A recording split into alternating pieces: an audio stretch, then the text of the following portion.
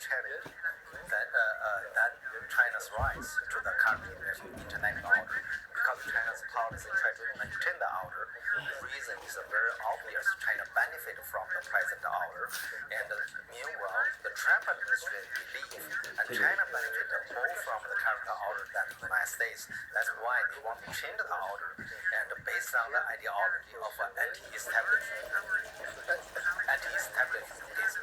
So from my side, if we talk about what the ideology and challenging the current international order or the liberalist order is the anti-establishmentism in the US and the populism in the Europe.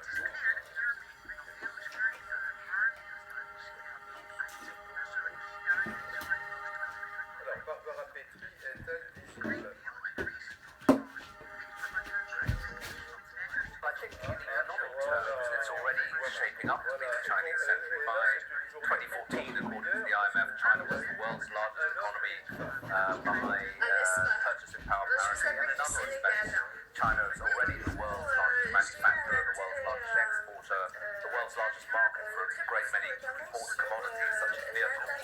The question is whether that economic power translates into political power and strategic power, because I think most people would agree, probably even Beijing, that America remains the world's dominant political power. And the question is, will that economic mismatch between economic power and strategic power change, and China will become the dominant power, not just economically, but politically? It's too soon to tell that, however, on that, because there are a lot of different variables. Will there be a direct conflict between China and the US, for example, over dominance of the Pacific? Will China perhaps be constrained by other things? Maybe there'll be internal disruption to China's politics if it cannot manage to, for example, maintain the current political stability. That could disrupt China's political rise. And finally, there's the question of the rest of the world, because between them, China and the US are not the whole world economy. Other major powers can have a say in this.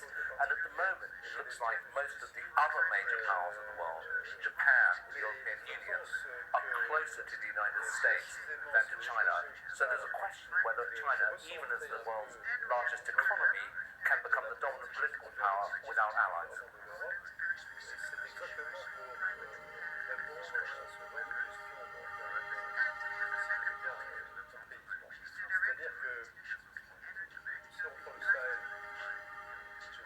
I think economic growth, the success or failure of it will be determined by the degree to which individual countries and regions can supply jobs for the great emerging middle classes of these countries, formerly poor countries.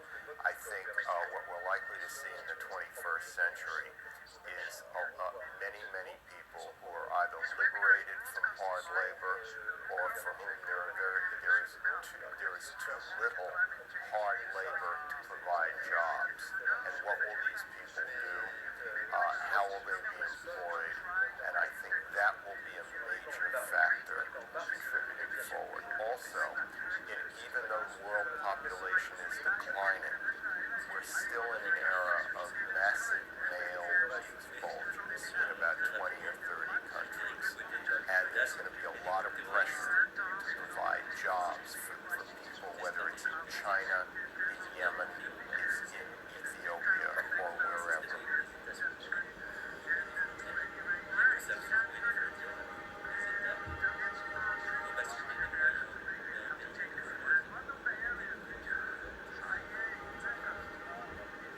The main question of my talk is if robotics and artificial intelligence and the upcoming industrial revolution are a threat or an opportunity for the world and for manufacturing countries and also for developing countries. And the answer is still unknown, but what is sure now is that we have to invest in the main assets that are characterizing the industrial revolution, the digital transformation, competences, infrastructures, data centers, and all the tools that are fundamental and are considered enabling technologies for the future digital transformation.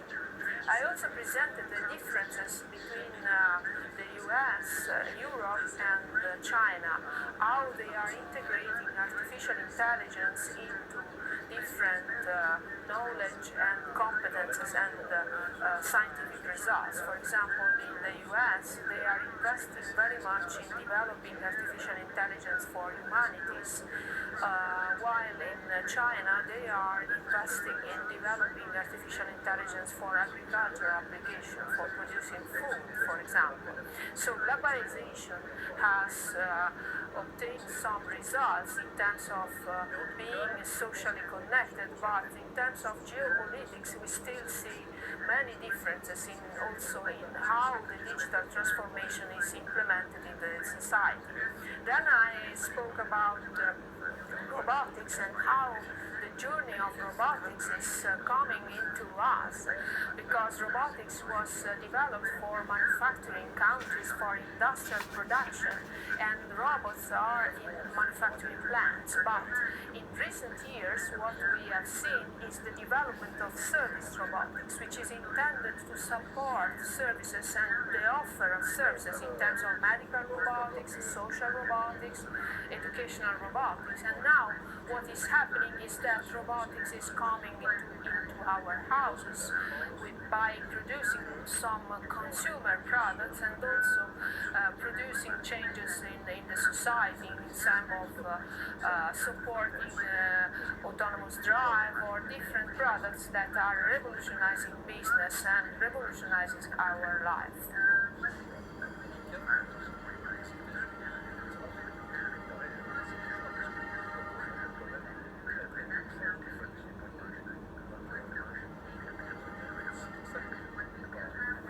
Very serious problem of people left behind. The global agenda talks about eradicating poverty, eradicating hunger, having every child in primary and secondary education. We're off track to achieve these things. And that means not just a few people left behind, it means literally hundreds of millions of people missing out. Take education, more than 250 million children, adolescents and youth not in school as we speak. How can those children and youth of the future really contribute to a knowledge economy denied the most basic access to education? So it is time for the international community to get a grip on the reality of what is happening. If we want a world that is well fed, where people don't live in extreme poverty, where education is a right, not a privilege, we have a lot to do. International development assistance is important, critical for the lowest income countries. For other countries to be prioritising their budget so that their growth is inclusive and sustainable is critical. There are solutions. What's needed is the political will to activate and implement those solutions.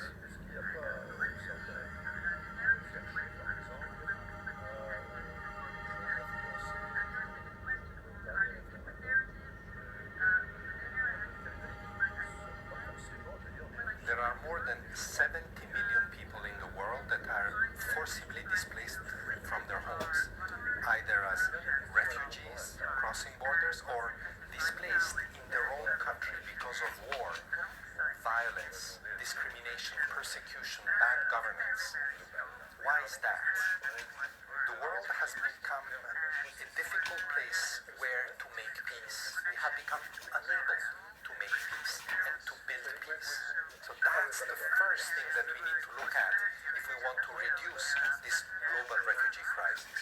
Meanwhile, what is very important to remember is that 85% of those 70 million people are not in the rich world. They are in poor countries or middle-income countries.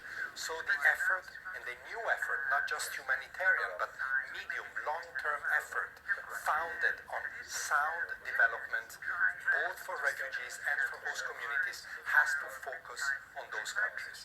We have now a global compact on refugees. We will have the first ever global refugee forum in December this year in Geneva.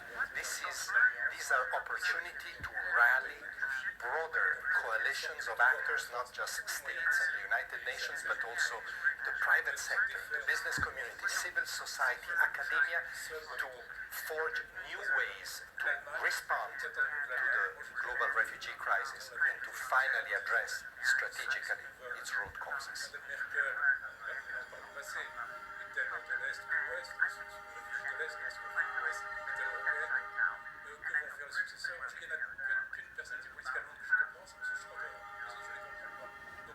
The question that you're raising, will Syria find a long-lasting peace? Well, the Syrian people deserve a long-lasting peace. Think about it. They've been 8 years now in a horrible conflict which became from local, regional, and frankly international. So the answer is it must be yes. Now, how to do it is where the challenge is coming. And the only way to do it is actually to end the military conflict, because there is no solution. It's not just a word, it's the truth. There will never be just a military solution. And include everyone. New constitution, elections under the UN supervision. That would be a way to include it.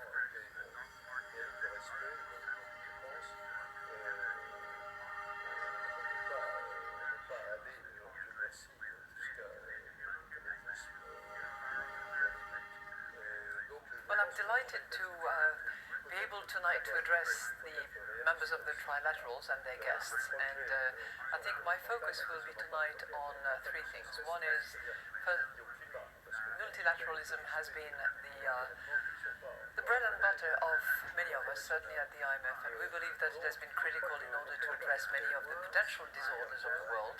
Multilateralism is under threat at the moment, and I think that we have to make every effort to rejuvenate it, adapt it, and make sure that it continues to help govern, particularly the economic developments around the world. That's message number one. My second message will have to do with the much more longer-term consequences of short-term policies and mechanisms, and that is really the consequences of climate change. I believe that many of the issues that we're debating at the moment will mean absolutely nothing in 20 years' time if we have not acted now in order to make sure that the planet remains something that is hospitable for our children and grandchildren. And my third message, which will not surprise any of those who know me or my friends, will have to do with inequality, and in particular the inequality that women have to suffer and have had to suffer for a long time. And while inequality as such is a major disruption, I believe that by addressing women's situation and the inequality that they face, it will help quite a way in reducing inequalities. So we'll try to do that tonight.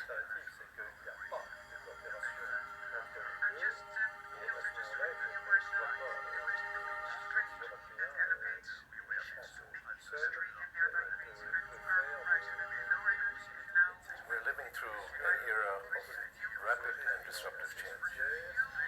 That's across the board, economy, society. And what we're seeing is that nowhere is that disruption more evident than the trends associated with climate change.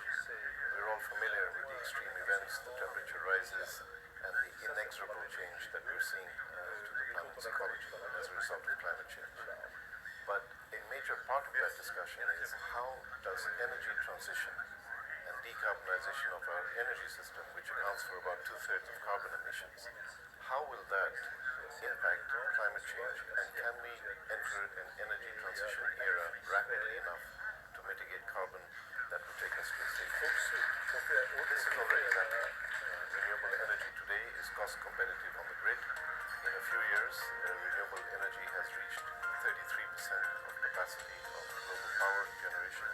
It's the fastest growing segment, and costs are decreasing rapidly. Good morning, everyone. So what we're good going to see afternoon in Europe. is a rapid movement towards energy good transition evening, that's also going to be all around disruptive the world, for the business models of today. and into It's going to imply new I'm Fred geostrategic Kemp, I'm relationships CEO among of the countries Atlantic Council, as and countries I'm honored move away to from welcome you to the resource-dependent 2021 fossil Atlantic fuel-based Council systems, Korea clean energy Conference. systems, and First of all, it's a pleasure to bring this technology year's forum to you from technology the innovation Atlantic is Council going to decide studio space. the winners and losers It is in this wonderful race. once again to host our remarkable delegation from the Republic of Korea and other distinguished speakers in person at our headquarters today. say, the one thing we learned through this period of time of COVID is that we could reach The low exponentially carbon larger economy audiences. should come because to avoid the climate change, serious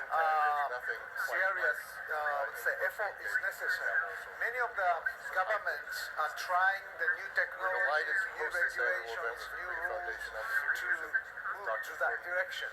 But the IEA, International Energy Agency, assessed the current effort is not enough.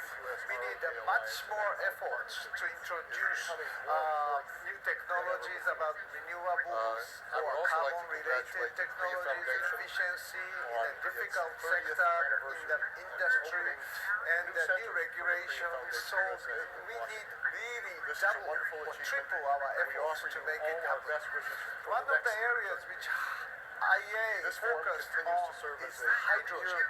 Hydrogen can be used to store the electricity generated by wind or solar, which is very volatile, and storage is a key element. So battery may not necessarily be enough, so hydrogen can be used. And also hydrogen can be used for steel, cement, some of the industries where the decarbonization is very difficult. So that's another area. The third one will be the hydrogen could be the new transformation for the sectors of the oil or gas producing country. If they can remove carbon dioxide from oil or gas or coal, then these hydrocarbon change into the very friendly, climate-friendly resources. So this may prevent the hydrocarbon as a stranded asset. So maybe the hydrogen is one of the key areas. We need lots of infrastructure building, technologies are necessary, but hydrogen may give us a good chance to achieve the sustainable future. At the same time, we find ourselves still battling the COVID-19 pandemic, and the alliance is grappling with an enduring North Korean threat. All The challenge of dealing with disinformation narrative is that it's not enough just to check the facts, because by definition, any disinformation narrative doesn't have good facts. They make their facts up, they're actually lying. This is why it's disinformation. So the challenge with disinformation hackers is that the thing they have in common is just the really news good of the last 24 hours They tell a story that people want to believe. both A lot of the time they will appeal to and anger, the they'll appeal opportunities. to The fear, challenge, they'll appeal to hatred. of course, we all know And the they latest will news try and that stop North people Korea thinking. fired They'll a try and get short-range people so missile enraged off that its they east switch coast off their history on factors. Tuesday. That means Just that as for those of us North who are Korea's trying to challenge ambassador to the United Nations narratives on a daily basis, in New York was it's a calling on much the more United complex States to challenge end joint than just military presenting the exercises facts. and withdraw its You have to have the weapons ability from to around tell the the Korean story, Peninsula. and you have to find But an then emotion to there was appeal another to, piece of news. which will actually get It's people on to the think. front page of the Wall Now, Street Journal fortunately, this there is a morning, model of and story that which is works. If about you think of the detective massive story, new that's a investment, story where you're U.S. putting South together Korean evidence investment and for you're telling Motor people company this is planning what to happened, this is why it build its happened. first new And assembly it plant in appeals to a decades, different sort of along with emotion. 3 battery Emotion. factories It appeals to fortifying its push curiosity, into electric it vehicles. appeals to problem solving. And so that's a And so $7 a billion lot of the challenge of dealing with disinformation investment on is behalf of presenting the Ford. story of how the But disinformation was created, how was the trick done, $4.4 billion and you can lead people on investment the story, show them on behalf of the this person is telling you that here is a South video Korean of somebody company, attacking a voter at SK, the polling of station course, yesterday. is a cutting But actually, look, battery this video showed up on This is one of CNN the most 4 years ago in a exciting, different context. You can share that voyage of discovery with the areas person of you're talking cooperation with, between and then the United States and South they will Korea realize how in the a trick very was long done. time. But it will also There's a set of sensitize them challenges that and, the next time around, opportunities as they'll be looking for that same trick. signaled by If you teach a people North very Korean simple missile skills strike like and an searching for a photo incredible online or searching for a video investment in online, Kentucky and you can Tennessee actually make them proof against of that SK kind of and Ford, abused content, you can see the repackaged two content, ends not just today, of but every time of this what's kind of thing possible comes in the up. relationship in a And so really positive dealing sense, with and also disinformation, what's you have to challenging have for the the facts. relationship in the security But sense. you have Integrating to the voices teach of the our allies skills and as well. you have to develop give actionable policy the ability recommendations to solve on problems innovative for strategies themselves, because then you'll be appealing to their to the mission curiosity. of the You'll be Scowcroft appealing Center to their for Strategy problem-solving and senses, Security's and you'll be appealing Asia to their sense of Security pride in actually Initiative led exposing by the story in the first Dr. place. Rheon Oh. And those are the I'd like to remember everyone counter that today's event is open to the public and on the record. actors try to We will target. be taking audience questions during today's 2 panel sessions, so please feel free to submit your questions via Zoom's Q&A function or on Twitter using the hashtag ACKF. Cities are one of the greatest With that, innovations it is now of my all honor to times, introduce and Dr. what's Boon Lee, interesting President right now of the is Korea that Foundation. urbanization is, Before joining alongside with the Korea Foundation, Dr. Lee was digitalization, Professor of International Politics very, very at the strong Graduate economic School of force International and Studies force at Seoul for National innovation. University. As And he more also and more headed a think tank, people move the into Korea cities Institute and for metro Future areas. Strategies from And 2003 to 2007. urban areas He is were also important a during the current industrial member era, of but the Global they are Future increasingly Council of the World important Economic Forum, in a which he knowledge-based previously economy. chaired. And what's interesting, During his especially for a career, person like Dr. me Lee who has comes made from a significant small city like contributions to Stockholm, is US that ROK there relations, seemed to be room voluminous for scholarly writing, especially on cities Korea's outside the soft power, megacities as well. as There through are some really regular interesting media commentary drivers and of government innovation that are smaller or recently, Dr. mid-sized Lee spoke cities, at the 2021 amongst CIAM which Stockholm is Mount actually Forum, one, but where he there are a number of elaborated on the future of examples. innovation And the search what is for important new, if a city engaging, wants to become as an well as the need to outlier maintain or a ethics hub and for ethics innovation in the current is landscape collaboration. emerging If technologies. you look at We urban are very innovation fortunate especially, working with Dr. Lee at this you critical need time, to have and a he is a strong true asset public-private to the US partnership. ROK The alliance. mayor needs to gather people from private sector, from academia and other stakeholders around the table and work together to solve problems. And I think we see that to a quite large extent right now, and I hope we'll see more of it going forward. Distinguished delegates, ladies and gentlemen, good morning, good afternoon, good evening, and welcome to the 2021 Atlantic Council Korea Foundation Forum. So we had, President of I have to say, a global on meeting behalf of the with Korea Foundation, three it is my great North pleasure American, to stand Asian here as Pacific, the and European fourth members of the forum Trilateral in Commission, Washington, which DC. was I very, would like very to begin by multidimensional, expressing if my I may. sincere gratitude to Multidimensional all in the great tradition of the Trilateral Commission by the my special thanks also experiences those who of the traveled from members, outside by Washington, the sensitivities especially of the those who members, made and a the long fact that it was, journey from of course, I assure you non-partisan, that multi-sensitivities meeting. Also, because the issues that we addressed were very, very multidimensional. In all respects, we addressed issues that were of a geostrategic nature, issues that were of economic nature, demonstrating that the alliance has recovered and also served related to to environmental confirm that issues, peace on the Korean difficulties Peninsula and challenges. will be solved And we addressed also engagement, these especially particular challenges for During the summer, our societies, two that leaders populism, announced so-called termination of populism, the ROK-US which is also a largely multi-dimensional issue. So I think it was really trilateral at its best, and also it was the occasion to confirm some dimensions and orientations of the trilateral and to make new experience, to reinforce and Korea in a number of domains our, I would say, franchise as the Trilateral Commission. First, let me mention that Trilateral is called Trilateral because there is not only the new hemisphere, US, Mexico, Canada, but also Europe and also Asia. And of course, the whole of Asia at a global level is more and more important.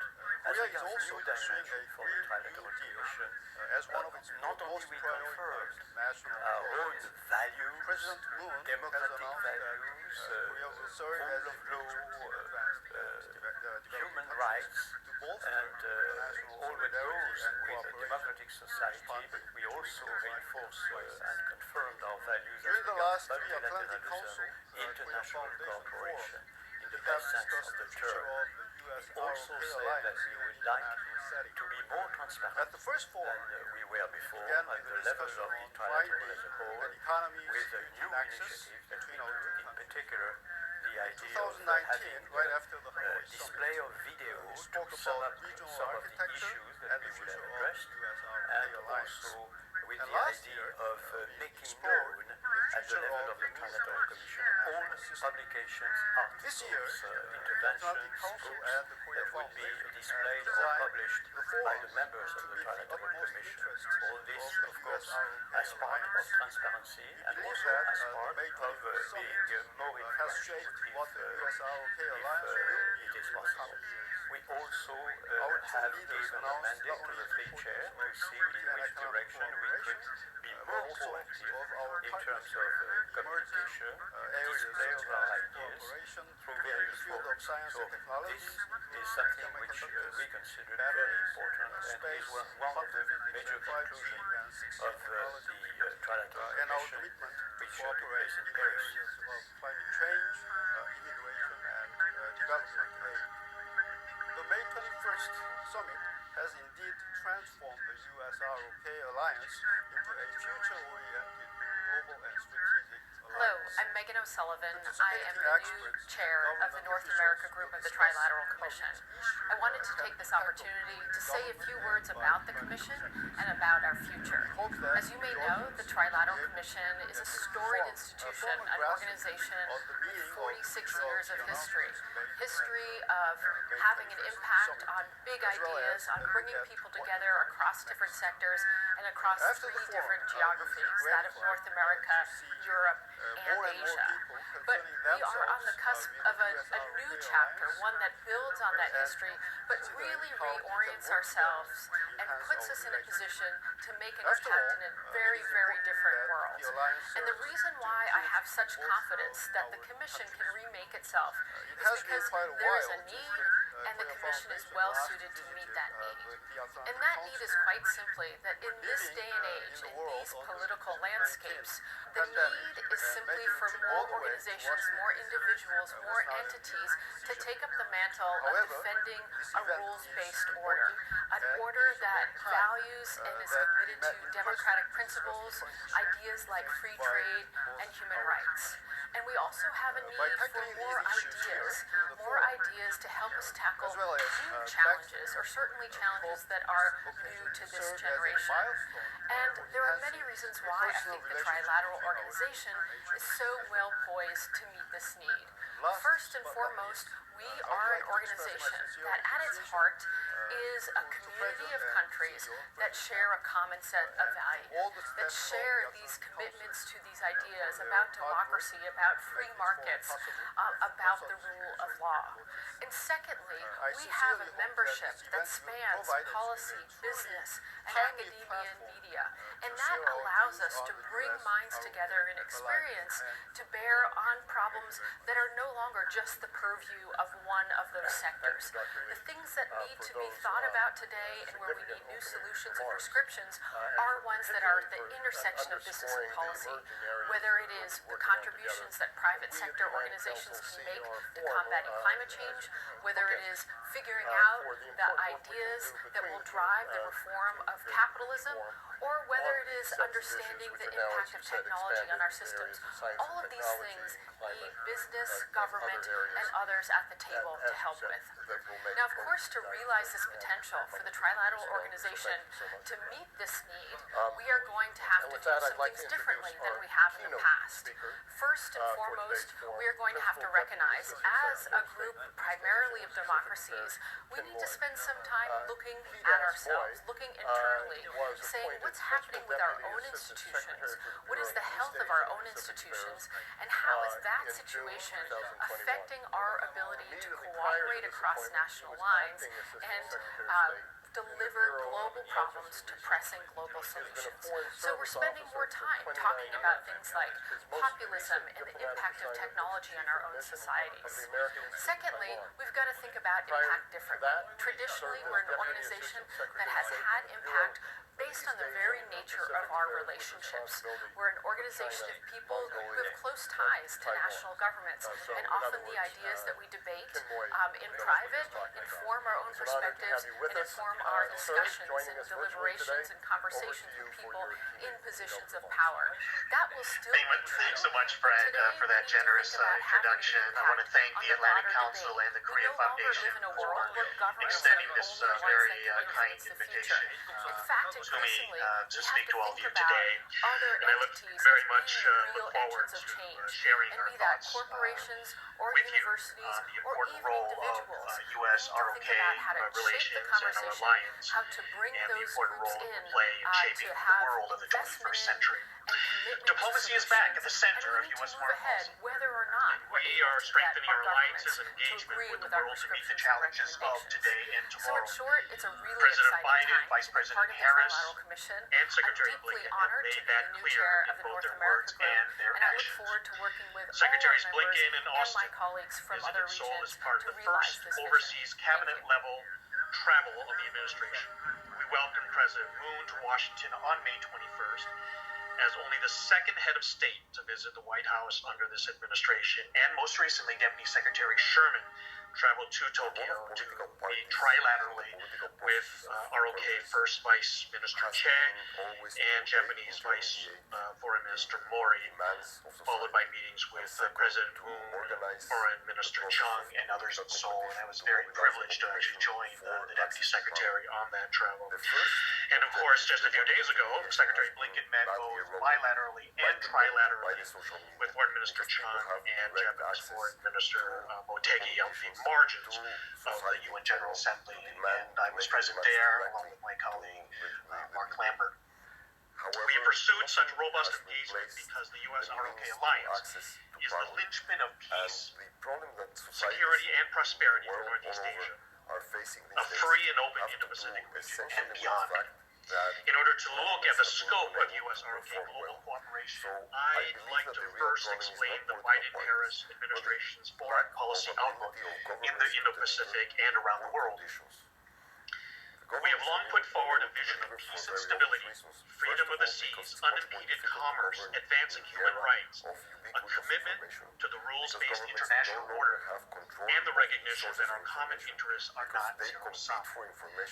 In the face of growing threats to that order, the United States is fortifying our key partnerships, which have been and will be grounded in respect, candor, openness, inclusiveness, shared interests, and mutual benefits. And we will always remain true to our values and support those who seek a better future for all. In the 21st century, the world is more interconnected and interdependent, and we must step up to take on new challenges ranging from the crisis of climate change to global pandemics to cybersecurity. And we must create new opportunities, including clean energy and secure supply chains. And most importantly, we must do this together. The United States will pursue a free and open Indo-Pacific that promotes our interests and those of our partners and allies. We're a proud part of the Indo-Pacific, and this region is critically important to our nation's security and prosperity. In addition to deepening close bilateral relations, we will work multilaterally through long-standing institutions like the United Nations, as well as with ASEAN, which remains central to the region's architecture. As I said, we must work to achieve these goals together, more importantly with allies like the Republic of Korea.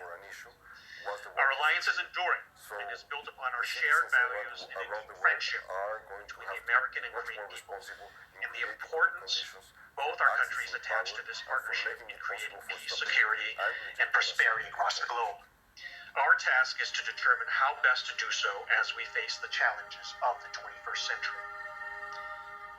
In terms of one of the real hotspots, or one of the areas of great concern. The best way for companies to surf the digital part of figuring out how to is use to our build U.S. trust ROK with their bilateral customers relationship for and the to build global trust is with looking at our their efforts to address the employees. COVID-19 One of the ways in pandemic. which companies can In the do early that months is of the to pandemic, the have United frank States and the ROK conversations collaborated with to the establish workforce, to sit down with workers robust and travel their screening unions measures and to to say, preserve look, air here's the links between our challenges countries that and we're assisted with facing, but repatriating each other's importantly to citizens. ask them, how The can we ROK best get donated there? critical Because medical medical too supplies often, to a the lot of United those States, solutions that a company including can 2.5 put in million place that will protective make a real masks difference, and the facilitated employees the know the purchase answer of to that. 750,000 COVID-19 tests.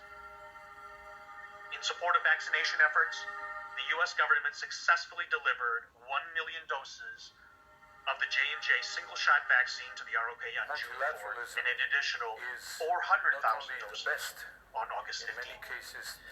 Following the bilateral summit between President Biden and President Moon, the United States and the ROK created a comprehensive, porous global vaccine partnership for the purposes of strengthening our joint response capabilities for infectious disease through international vaccine cooperation.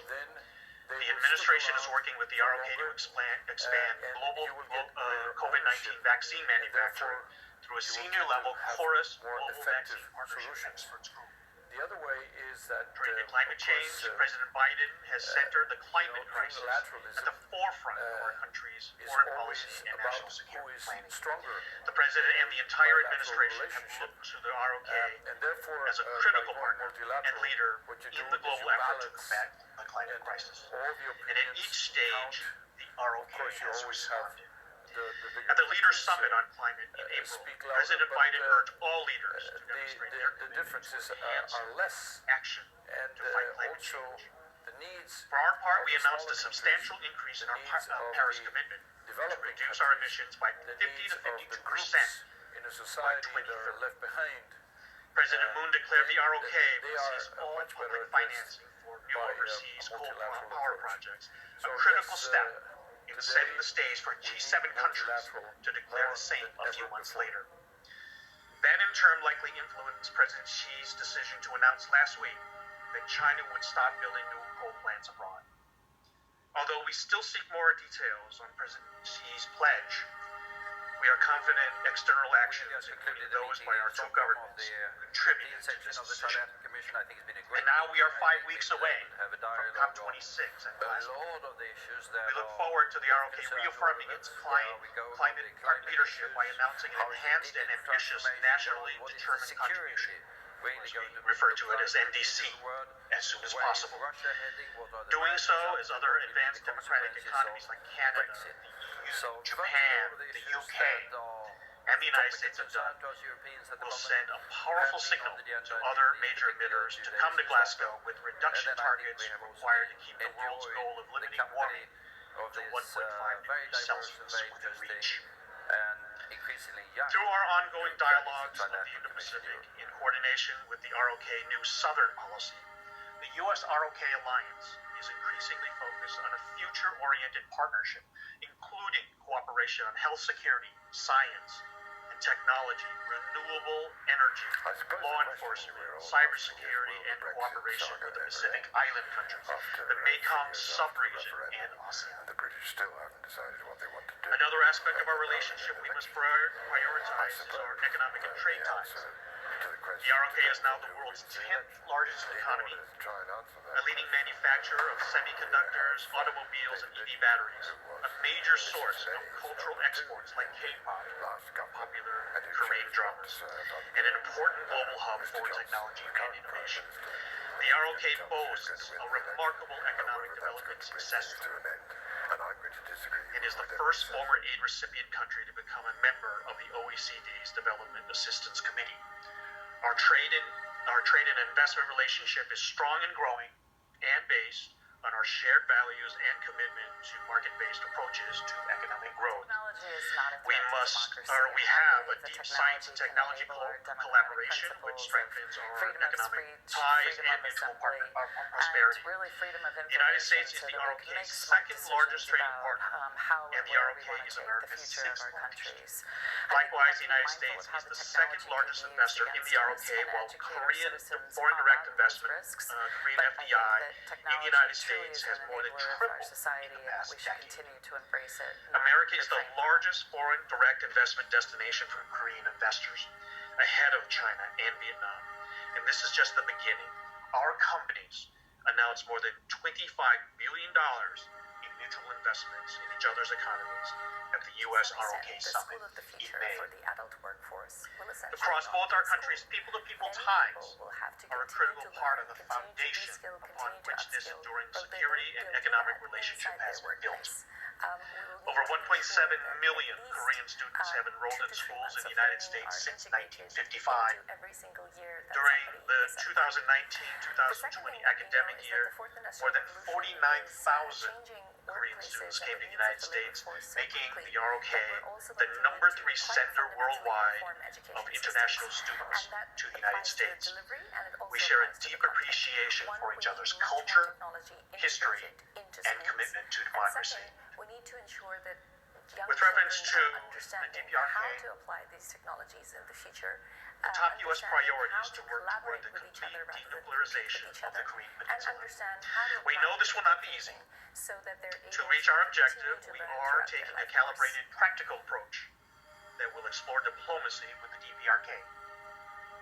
As part of this effort, President Biden appointed Ambassador Sung Kim as the special representative for the DPRK, and longtime DPRK expert Dr. Jung Pak is serving as the deputy special representative.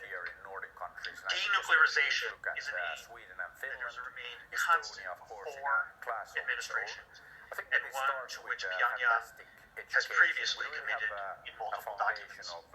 Our diplomatic efforts will build on the 2018 Singapore Joint Statement and other past documents and statements, including the 2018 Panmunjom Declaration and the 2005 Six-Party Talks Joint Statement. To that end, we have reached out directly to Pyongyang to initiate dialogue and stand ready to meet without preconditions. It's on this basis that we hope the DPRK will come to the table to discuss our respective intentions and concerns and explore what progress may be achieved.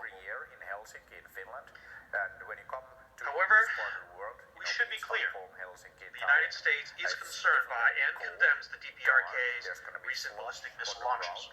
These launches are in violation of multiple UN Security Council resolutions and pose a threat to the DPRK's neighbors and other members of the international community.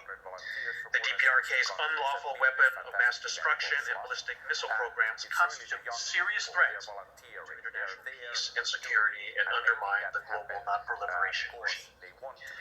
As such, the United States will continue to work closely with our allies and partners, especially ROK and Japan, as well as others with an interest in establishing peace and prosperity in the region, to chart a path toward the complete denuclearization of the Korean Peninsula.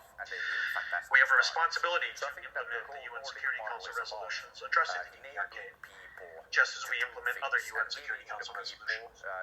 We will continue to call on all UN member states to fulfill their international obligations as well, in line with our goal of reinforcing global counterproliferation efforts. This keeps us all safe. Furthermore, consistent with the Biden-Harris administration's focus on human rights, we will advocate for the human rights of the North Korean people.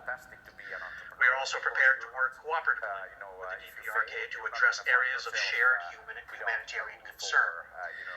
The United States will continue to support the provision of humanitarian aid consistent with international standards for access and monitoring to the most vulnerable North Koreans, regardless of Parliament's we will lend our support to inter-Korean humanitarian cooperation projects, and we hope to resume cooperation in recovering the remains of U.S. servicemen still missing from the Korean War. Moreover, we are open to exploring meaningful, confidence-building initiatives. Turning to our trilateral cooperation, few trilateral relationships are more important than the one between the ROK, Japan, and the United States. Our three countries are resilient, we share common security objectives, and our trilateral defense cooperation is more important than ever. The trilateral meeting Secretary Blinken just hosted in New York, as well as the meeting between Deputy Secretary Sherman, Japanese Vice Foreign Minister Mori, and ROK First Vice Minister Che in Tokyo this past July, both underscored the importance of our trilateral cooperation.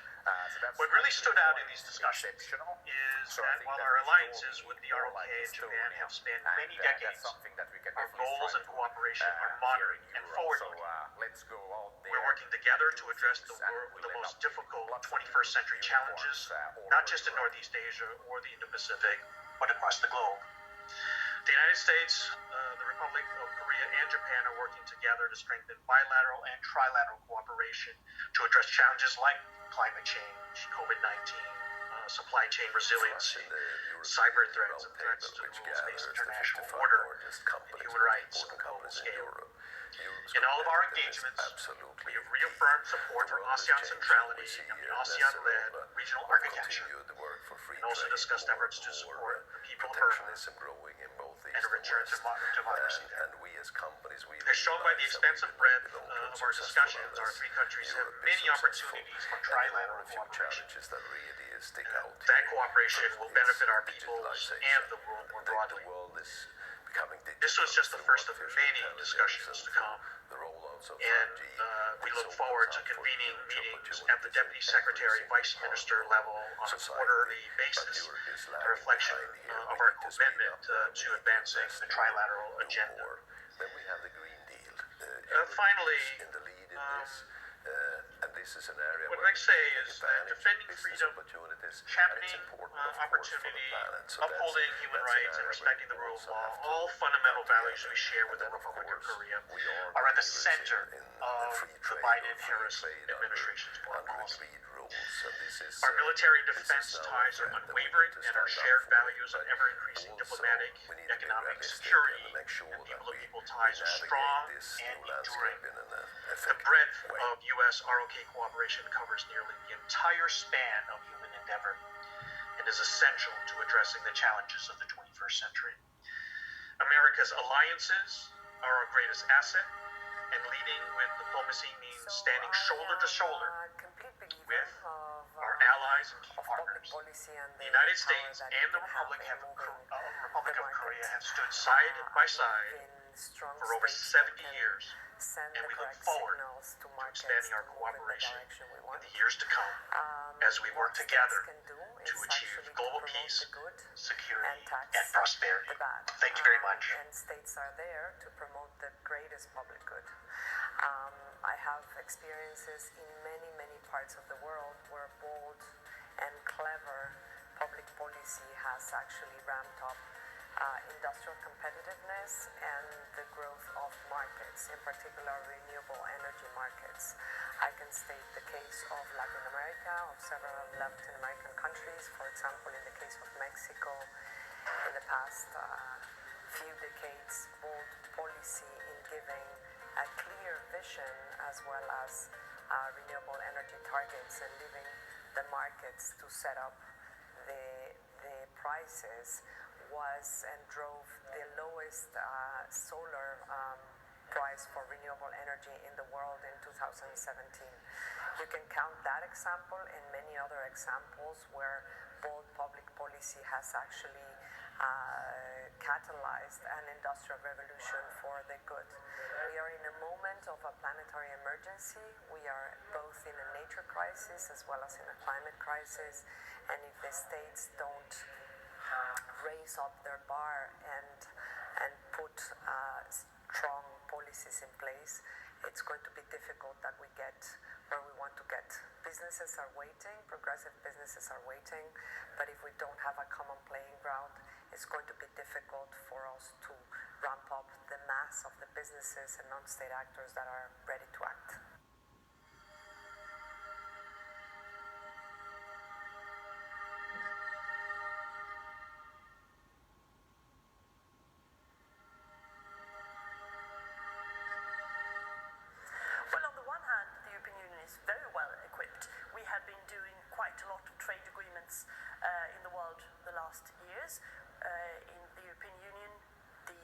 Negotiates on behalf of 28 member countries, which gives us a big strength. We just concluded agreements with Canada, with Japan, with Singapore, with Mexico, and others are in negotiations. But of course, with the changing climate, with countries not respecting WTO rules, countries going increasingly bilateral, there is a challenge there. So we are looking at how to reform our policies, of course, to be still able to do trade agreements, to strengthen the WTO and reform it with other like-minded countries, but also to protect ourselves against countries who are not playing according to the rules, and to make sure that the European, the level playing field is respected. We have changed our trade defense mechanisms, we have implemented a coordination mechanism for investment screening, and we are looking at how to sharpen our tools, and this will be a key issue for the new Commission coming in as well.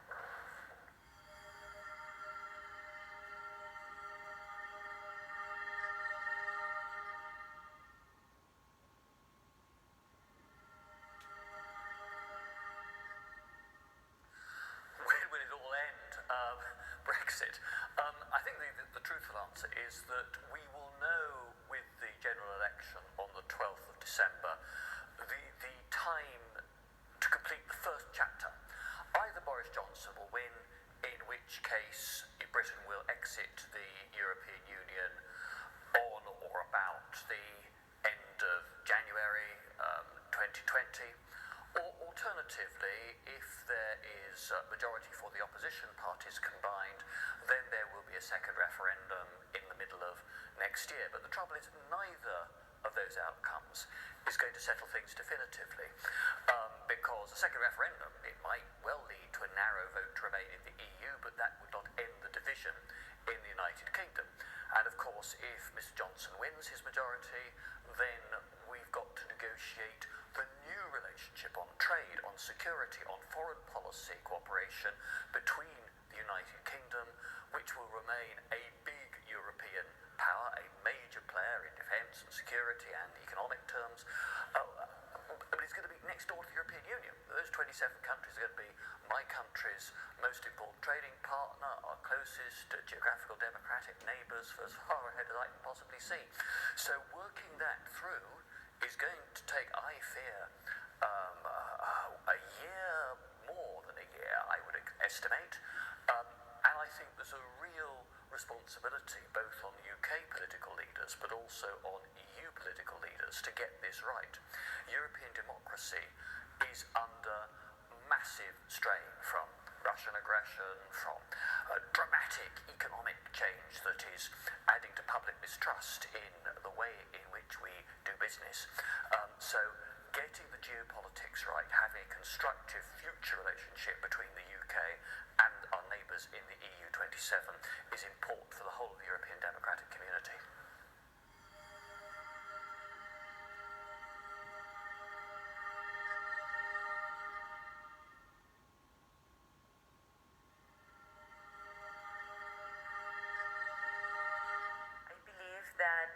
Gamification and game-based learning indeed is the future of lifelong learning. I believe that because as we train the new generations of in the workforce, we know that we need to create materials that are a lot more engaging, that are a lot more useful, and that are going to have an impact in the way that they learn and in the way that they acquire the new skills that they need in order to remain competitive in the marketplace. What a better way to do that than through video games? As children, we learn through playing, and we believe that through gamification and through game-based learning, we can make learning fun again, not only for children, which we know is the best way to learn, but also from adults.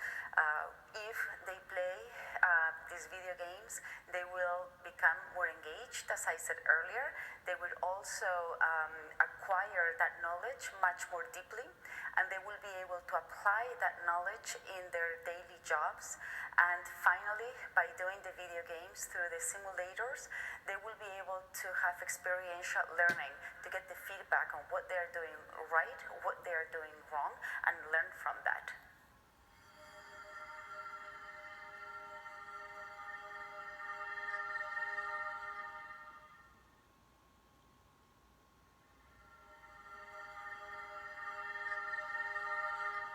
Very clearly, I think the world is moving towards a secular economy. It's a necessity. When you look at water scarcity, when you look at waste pollution, everybody is now aware of that. If we want to make a conciliation between the planet for our children and economic development, we need to move towards a secular economy, and by education, by innovation, by a different way of doing business, both for citizens and also by companies, we will make this move, which will help us collectively to have a planet great again. Thank you.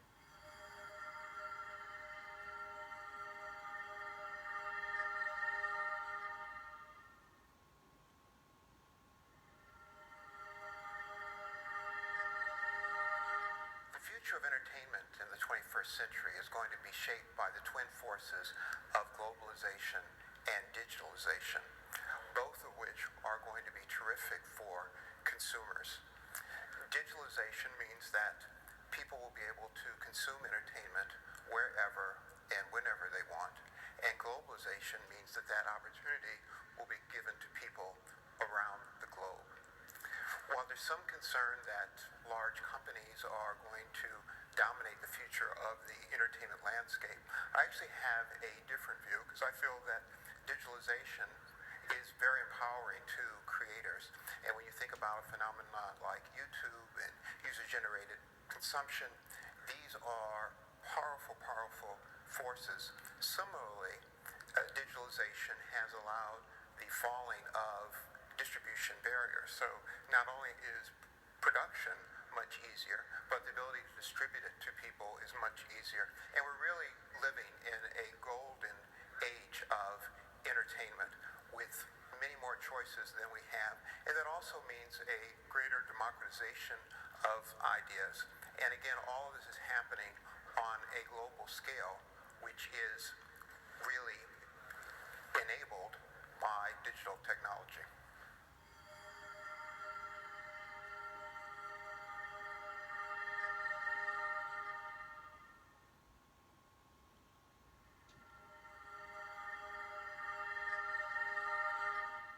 What is actually the biggest threat from cybersecurity for Europe? Of course, we can concentrate and focus on the security side, but I would take it a bit on the other side, that if we really go to focus too much on the security side, then it really would slow down our development. I think it is the biggest threat is that we lose competitiveness. And that is for me the whole part, because if we want to be leaders in innovation, we should also know innovation, it has two aspects. First, I think you must have a great idea, but you must be the first. So that means speed. And we must make sure that I think we have an ability to be innovative and to be the first and to have speed. So for me, that is the biggest threat of cybersecurity, to get a slowdown.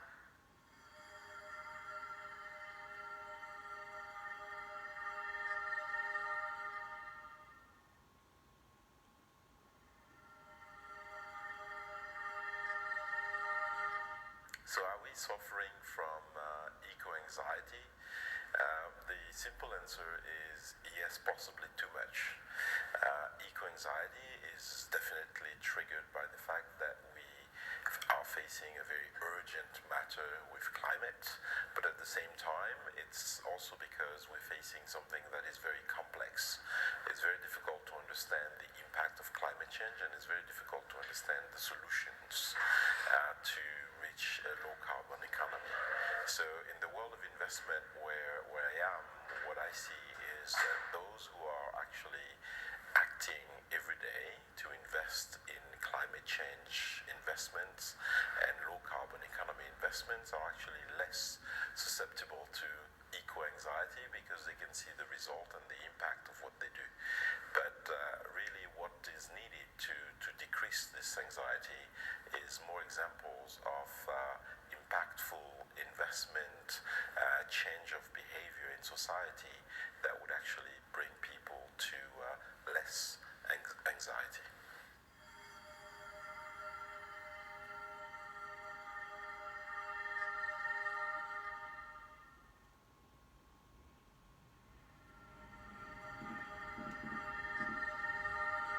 I think we had been in a situation where U.S. and West European support for Ukraine was very well coordinated, and we were maintaining a consistent pressure on Russia to begin to negotiate seriously about ending its occupation of eastern Ukraine. Unfortunately, I think now the impeachment dynamics in the U.S. have really knocked U.S. policy off the table. We don't have the people, we don't have the engagement, we don't have the same focus, and as a result, I think that takes a lot of the pressure off of Russia to negotiate. I'm hopeful that as we have a Normandy format summit, possibly on December 9th, it may take a little bit longer, that can retain some of that negotiating dynamic. But I'm afraid that right now the situation is much more difficult for Ukraine than it should be.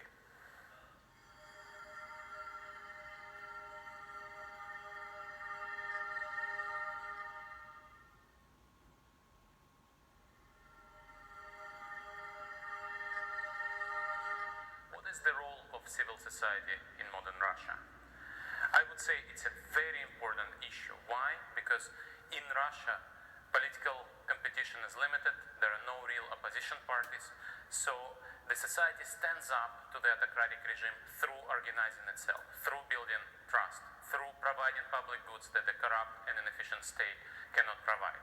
And it's not just protesting corruption, it's not just about asking for democracy and rule of law. Civil society today is working on helping the poor, helping the disadvantaged, fighting domestic violence, promoting gender equality, defending minorities. So this is actually where the European future for Russia is. And luckily, with the new communication technology, with internet, it's easier to organize itself, it's easier to inform itself, and it's easier to promote change, creating new Russia that eventually will become part of greater Europe.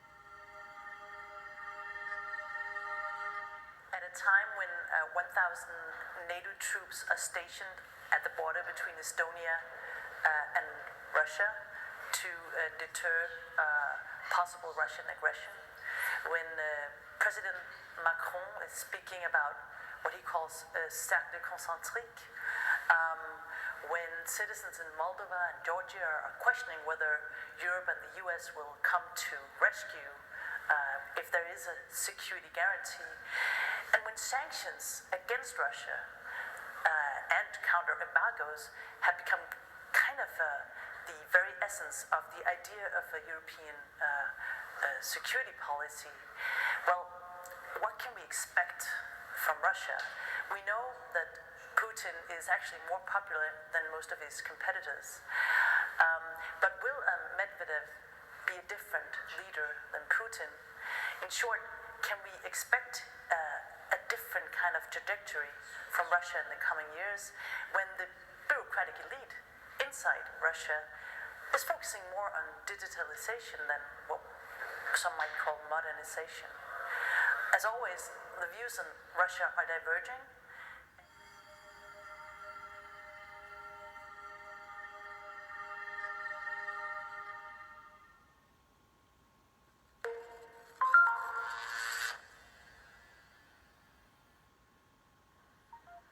Developments in these last few years are showing us that the strength of the EU relative to individual countries is not constant over time. I believe we can say that the EU is strongest towards candidate countries. When a country wishes to accede to the European Union or to the Eurozone, it tends to follow the suggestions and the prescriptions of the EU as much as possible to make progress. And that is the moment when the magnet effect of European integration is really great, and by the way has induced countries in the past, if we think of the Balkans for example, also to establishing better relations among each other in order to qualify for membership of the EU.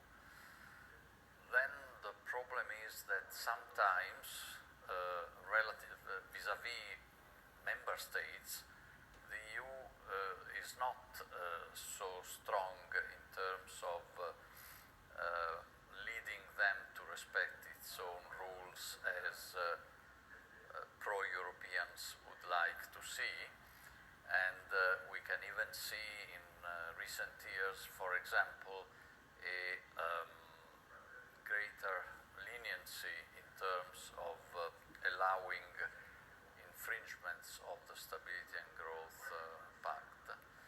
But then the most recent experience is how difficult it is for a country to leave the European Union if it so decides. And the monumental example of Brexit shows us that vis-à-vis a member state which wants to leave the European Union still has quite a remarkable power. We have seen in the case of the negotiations on Brexit the EU displaying really unexpected unity among the 27, also thanks to the skills and determination of Chief Negotiator Michel Barnier. And we are seeing how difficult it is for the UK to get its act together. And this, in my view, should be also kept in mind by countries here and there where governments play with the idea of perhaps leaving one day the EU or the Eurozone. They better keep in mind that it is tremendously difficult. If it is proving to be so difficult for a country of the standing, the experience, the administration of the quality of the UK, I don't want to imagine other specific examples of countries where the politicians sometimes say, let's get rid of the EU. Not only I have no idea where those countries would end up, but also they would suffer very, very much in the process.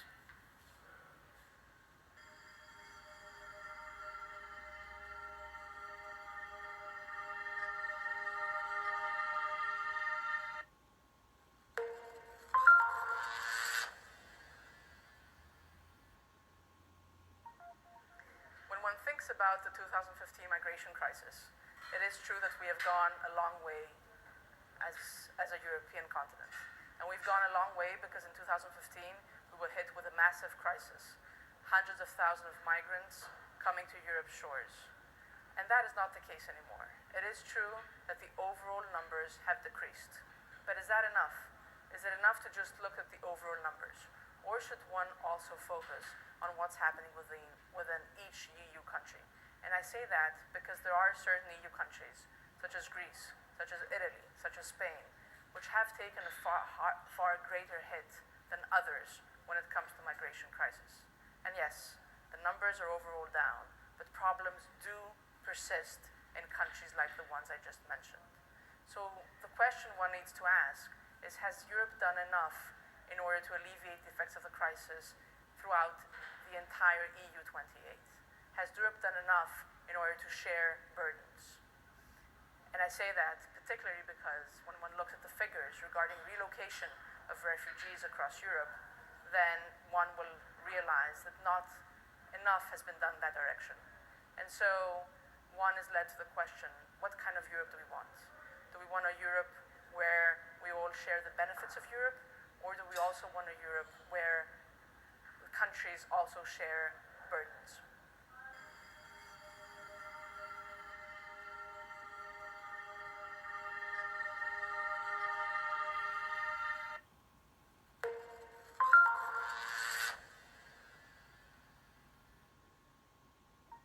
Well, now it is the end of the Ljubljana meeting, which was a great meeting. We have had excellent discussions, we have learned a lot, and we have thought a lot.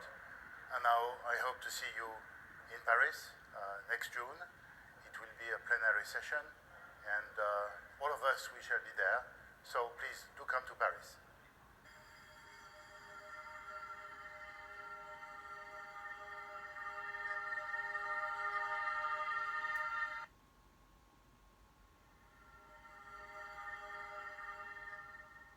So I'm Jane Harmon, and the question is, what is the future of political parties?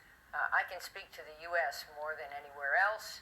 I was a member of our Congress for 9 terms and left because it became so partisan and dysfunctional. At the Wilson Center, we study this, and there are some remedies to the problems, but bottom line, in the U.S., our tradition is 2 parties only. In Europe, there are multi-party systems in most countries, and we're seeing the rise of populist parties. In the U.S., we have no populist party. We have a Republican Party that is now dominated by our president, and we have a Democratic Party where most of the noise is coming from the far left. What we don't have is anything to represent the center, and that is the challenge for the U.S. going forward. That is something I work on, and that is something that the Wilson Center is hoping to improve, because if we are to convey at least a majority view in the United States, essential to making our foreign policy and domestic policy effective, we need to reach for the center so that we have both parties participating. And hopefully we'll advance that goal here at the Trilateral Commission.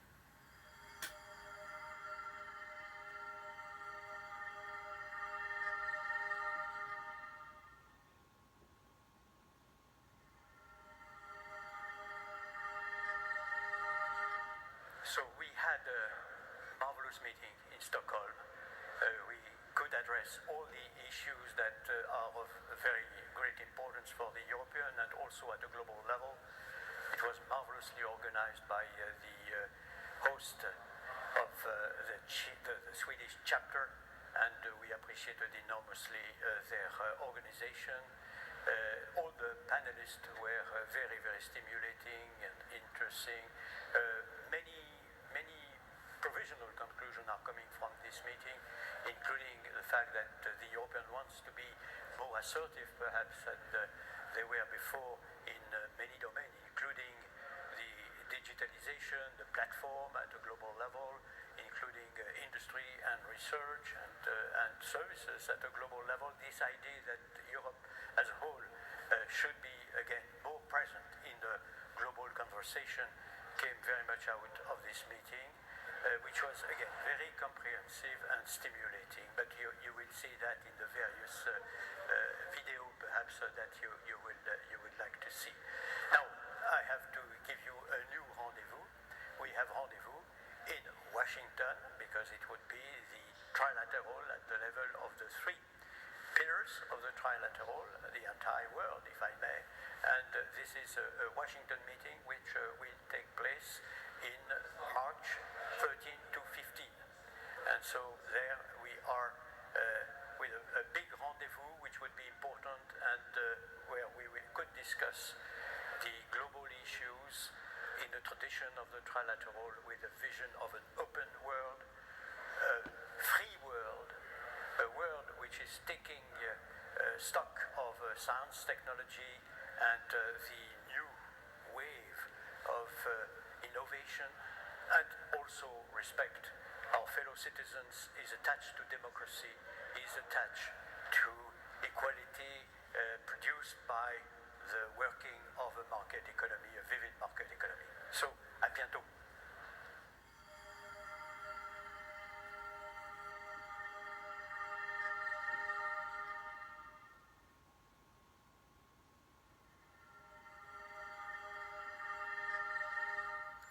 I think that the relations between Russia and the European Union are in the stalemate right now. There has been no major movement in either direction since the European Union accepted the so-called 5 Federica Mogherini principles almost 4 years ago. Both sides apparently believe that time is playing on their side, and they can sit on their hands waiting for something to change. However, I think that on both sides we see more and more fatigue and more intention to start gradually rebuilding this relationship. I do hope that if the Normandy summit in France turns out to be moderately successful, we might see new openings, because of course Ukraine remains the major stumbling block on the way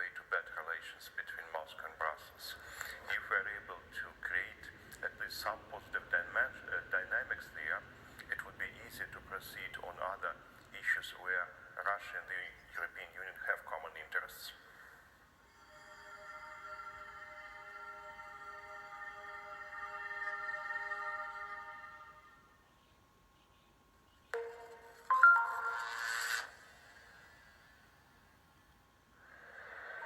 Does the European Union need its own army? Well, here's what I think. The vision of a European army is actually a useful vision because it is good to know what the long-term goal might be. But is the European army something we can put together right now? No. And why not? First and foremost, because the European Union does not even have the mechanism to come up with clear political decisions and to speak with one voice in crisis. So the first step which we in the European Union need to take together is to change our decision-making process. We need to go from consensus to qualified majority voting. We need to learn that all of us, whether we are 27 or 28, will only be listened to, will only be respected, and can only be a military actor in the world if we speak with one voice. And that requires majority voting. So that's step number one. And the next steps are capabilities, and we will need to work on that also. And then we can think of the long-term vision of a European army.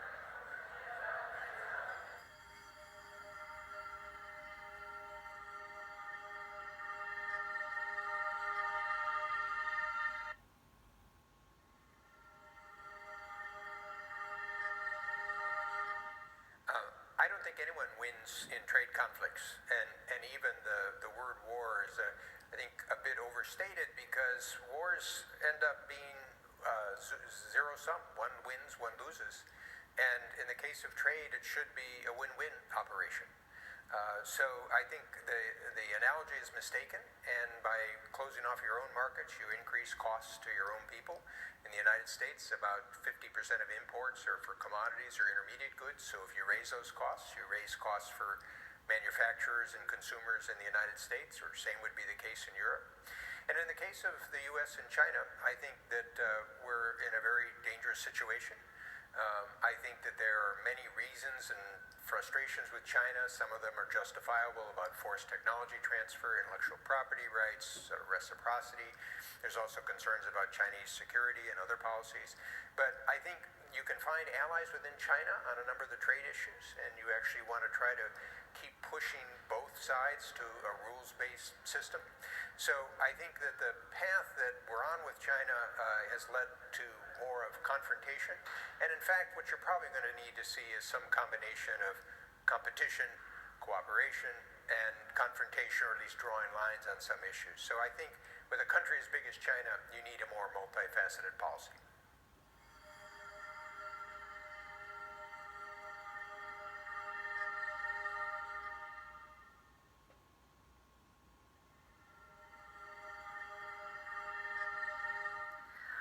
Say that the characteristics of a Nordic education system is that, first of all, we have a very inclusive system based on public funding where there should be a room for all. I think students are taught to think independently, a lot of critical thinking, and also quite a lot of creativity baked into our education. I would especially commend the Finnish system where they put their best teachers for the youngest students, and they use a lot of resources in preschool and also first to third grade to ensure that the children are best possibly equipped for future learning. And I believe that that's the best investment you can make, is to invest in the kids when they're really young, so you lay the foundation for their future learning.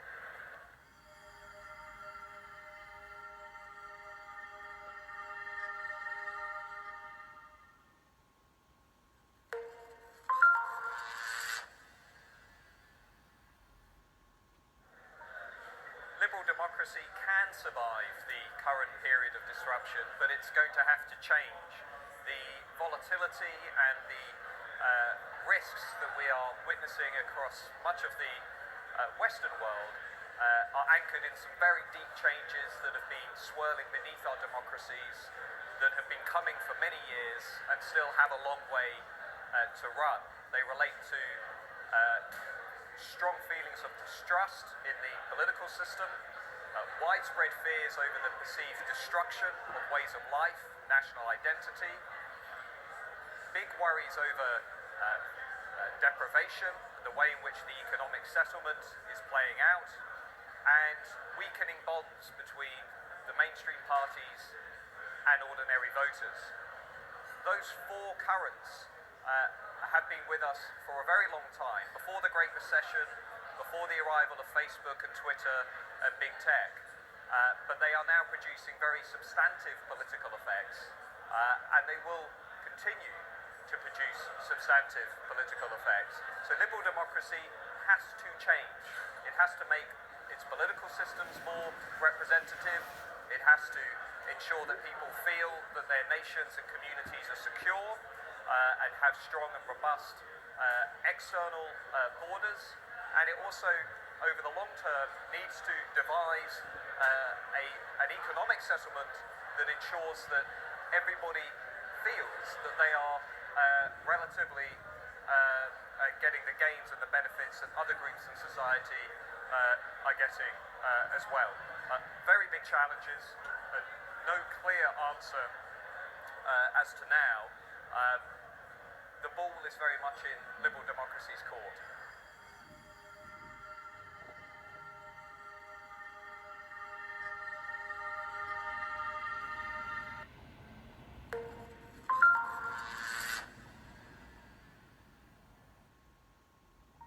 So bringing trilateral to Slovenia means also bringing Slovenia to trilateral. And as you know, David Rockefeller Fellows had a pre-program. It is our pleasure that we connected them at the MCHAM breakfast with Slovenian Business Society. They were talking about the global issues and how connected the world is, with some local representatives and even some members of trilateral.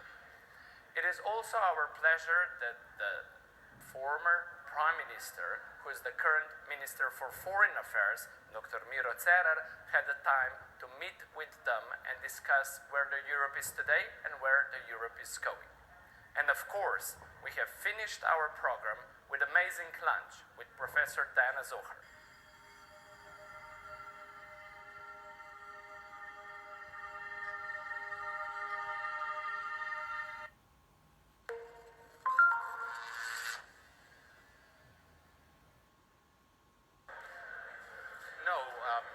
Democracy will not survive in an unchanged form.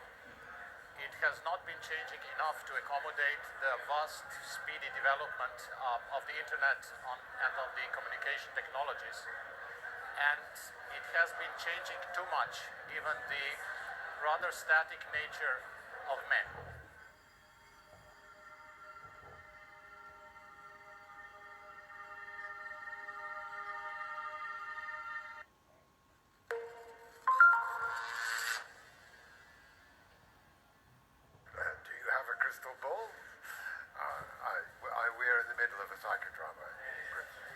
Political and social, and it's very hard to predict how it will end up.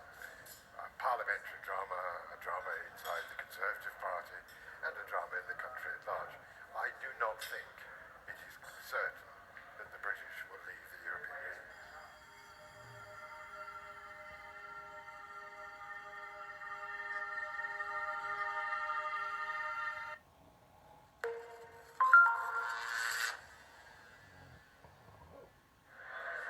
Protectionism is never a good solution for trade, because in the long run it will endanger the competitiveness of everyone. The European car industry, whether you talk about OEMs or whether you talk about such suppliers, is very competitive, is export-oriented, is very successful on world markets, but most of the companies are not only delivering cars to other parts of the world, they are also producing cars in those parts of the world, whether it's in the United States, whether it's in China, whether it's Southeast Asia, where they have a lot of success.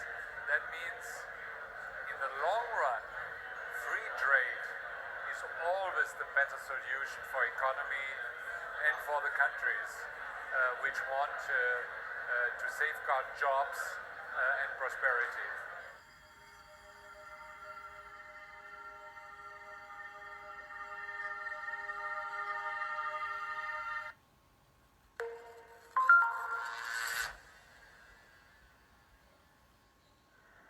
A quantum leader is a new paradigm leader who realizes that the world is holistic. All things, all people, all problems are interconnected. There are no others. There is no separation. I am you, you are me. Thus, a quantum leader would say, the problem of inequality very differently, or the problem of identity very differently, because we are not separate, atomistic, isolated individuals. And our problems are not separate, isolated, and animistic. A quantum leader is ethical, is moral, has compassion. A quantum leader is self-aware. A quantum leader celebrates diversity. A quantum leader asks fundamental questions, always questioning him or herself, questioning assumptions, questioning the way things have been done, questioning the norm, someone who lives at the edge of chaos, who shakes things up, who thrives on uncertainty, who thrives on chaos. A quantum leader is filled with compassion, and a quantum leader feels called to lead, called to serve. There's a sense of purpose, a sense of higher meaning in his or her leadership. A quantum leader is a servant leader. He exists to serve others and to serve the world, indeed to serve the universe.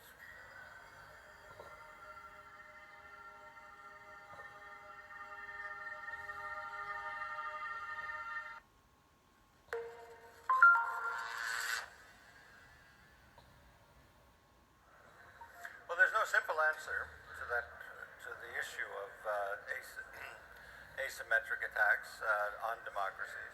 The point being that you can disrupt elections in democratic elections in a democratic country. It's rather difficult to do it with an authoritarian regime, since they really don't have genuine elections. And so what are you going to do when you are attacked?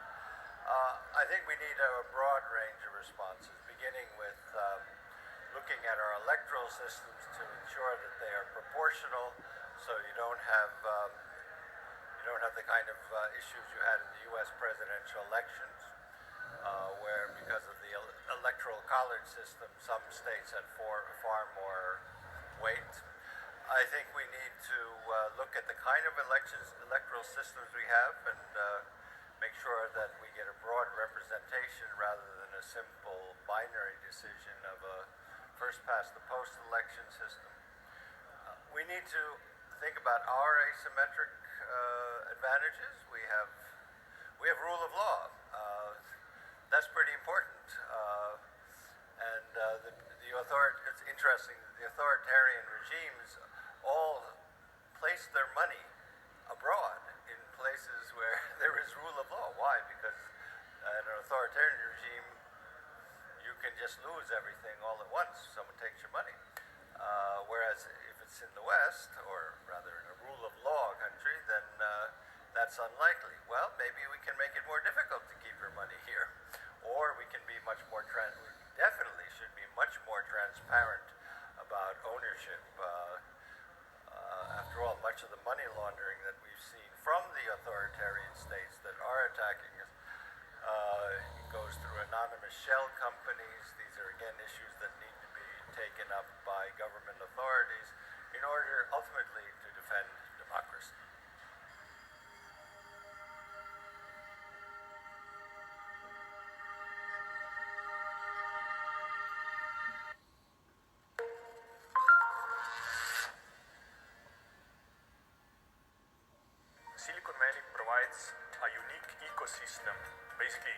instance, a network of having a very strong university that's very applied, that is all about working with the real world, doing basic research, and then trying to put that basic research into the society, into the good. An important thing, I think, is also that it's a social network of sharing. Is that basically in California there is no non-competes, so people move around freely, and this means that the flow of innovation is much faster. The other important thing is the size, the critical mass, again, of very large amounts of talent, so that companies can be scaled up very quickly. For example, in my own experience, I started working with Pinterest when there was less than 200 of us. 3 years later, there is a few thousand of us. And company culture and everything wasn't lost, and the new people got hired. And then I think the last thing is that universities, as well as kind of companies, focus less on protecting their IP and really trying to move as fast as possible. Because if we think about innovation, innovation is about moving fast, and it's not so much about building walls and figuring out how to do the next step very carefully. It's really about running and iterating fast. And if we run and iterate fast, then the success will be there, and kind of little details don't matter that much. And I think this is important from the viewpoint of university, letting the research be put in the public domain and really benefit the environments in which the university's professors operate, as well as in terms of companies sharing the information and flow of people with each other. So there is, for example, in Silicon Valley, a lot of different seminars, people from one company visiting the other company, sharing quite openly actually what they are doing, writing academic papers, again talking about so I think it is clear that the next important steps here is to develop follow-up policies from the two countries that have provided a concrete and specific roadmap on how to implement these policies into specific policies and action. And it is very timely to discuss the most pressing issues facing the US-ROC Alliance and Economic Partnership with this distinguished group of panelists today. So I'm really eager to dive into key topics, and in the interest of everyone's time, I'd like to start by briefly introducing today's panelists. First, we have Ambassador Choi Seok-young, who is the former ROK ambassador and permanent representative to the Office of the United Nations and other international organizations in Geneva, and a senior advisor at the Parliament of the European Union. Ambassador Choi is a highly experienced expert in handling a broad range of bilateral and multilateral diplomatic matters, and has a particularly extensive record of diplomatic accomplishments with regard to WTO and regional trade agreement matters, as well as various United Nations issues and concerns. On this. Next, but we in general, have we always have to say on the Dr. same Sarah line, Staten, we want to have Deputy Director of the Office of Science and Technology Cooperation in the Bureau of Oceans and International Environmental and Scientific Affairs at the U.S. Department of State. Dr. Staten has worked on science and technology at the State Department since 2014 and was previously an NRC postdoctoral fellow at the Naval Research Laboratory. Next, we have Dr. Bob Atkinson, founder and president of the Information Technology and Innovation Foundation, ITIF. As you may know, ITF is at the cutting edge of science and technology policy, and Dr. Atkinson is an internationally recognized scholar and widely published author, whom the New Republican has named one of the 3 most important thinkers about innovation, and Washingtonian Magazine has called him a tech titan. And Government Technology Magazine also has judged to be one of the 25 top doers, dreamers, and drivers of the information technology. Migration is needed. And finally, we have Lian Li, Director General of the Bilateral Economic Affairs at the ROC Ministry of Foreign Affairs. DG Li has served a career diplomat with OFA for nearly 3 decades. and having been posted in various ROC embassies across the globe, including the People's Republic of China, Vietnam, and Laos. She has also served as ambassador and deputy permanent representative as the Korean permanent mission to UN office and other international meetings. So thank you all for joining us today. Before we get started, I want to remind everyone that this is open to the public and our audience to submit their questions via the Q&A function on Zoom. And I'll try to draw on any relevant questions during the session. So with that, I'd like to invite each speaker to deliver brief opening remarks, starting with belongs to the European family. You know, there is no way that Turkey can distance itself from the Thank you very much for the kind today, of course, and also since this is the first open session after the keynote speech, I just want to touch upon what's going on after our eventful May summit meetings, especially in the areas of science and technology and innovation.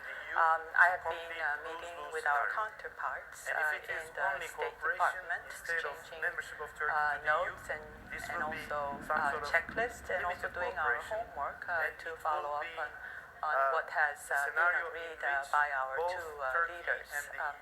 Of course, there are also other areas that we are working on, such as climate change issues and vaccine partnerships, but I want to touch on the supply chain issues and science and technology R&D cooperation specifically.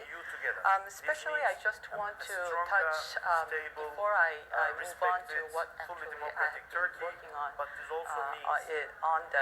the Korea-US economic relationships, because we have at the May summit meetings, our partnerships has expanded not only in the security areas but also in the economic relationship, but now also expanding to the science and technology corporations.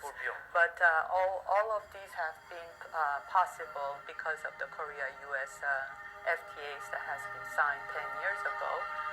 Since the Korea's FTAs, the investment has tripled, the trade has also doubled. So we are here. You will have to define what you mean by Europe, the European Union having its own army. And also at the May summit meeting, there have been some announcements by our Korean companies like SK Innovations, LG, also Hyundai Automobiles for further investments here in the United States on the areas of automobiles, semiconductors, and also batteries. So these are where you have a combination they were terrorism, climate change, we migration. see the It's an ungoverned part of Africa, largely, here in where the Boko United Haram States. meets Al-Qaeda, where Al-Qaeda meets I was very happy to visit Atlanta, Georgia, when I visited here in July.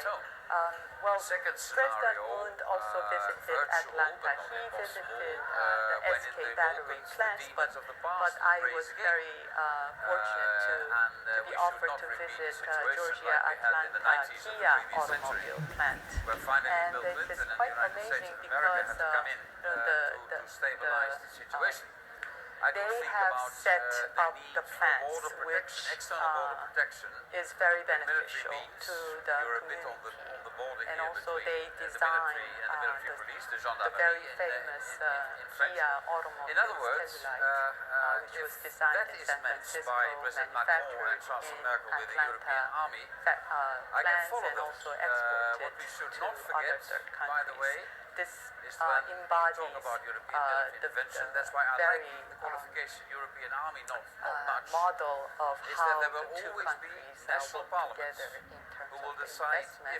And I just heard that there was also another announcement by the SK Innovations with the joint ventures of the Ford to build a new battery plant in Kentucky and Tennessee. So we are going to see a lot more investments from our Korean companies, which will create jobs here and also contribute to the transformations of the U.S. economy into a green economy. economy. Outside the EU institutions, you can build coalitions So we are working with the governments also together in order to see whether there could be more incentives from the federal government and also from the state governments. It would be very crucial for our investment companies to settle well and also succeed here in the long term. Also in the areas of supply chain, so we have been working very closely with our counterparts here in the different centers in terms of the batteries and also in the semiconductors, rare earths, to secure a very stable long-term growth in those areas. Supply chain is very important these days because we have been engaged and dependent on the safety of the and also very efficient supply chain. So I think we will have a lot of work to do in the futures. Well, in the areas of science and technologies, the two leaders have agreed on the various areas of critical and emerging technologies such as 5G telecommunications, 6G, and also AI, data, and also the quantum technologies. So we are working very closely with different agencies, ministries, and academia in order to build up the platforms and also the institutional arrangements in order to identify where we can build up on those technological advancements. But what is very much very important and critical is the exchange of the people that embody those talents and also the knowledge. So I think it is very important that we build upon the face-to-face, person-to-person exchanges that we have had in the future. So that's why there is a bill pending on the Hill called the Partners with Korea Act, which we pursue our talents to have to secure visa for professionals.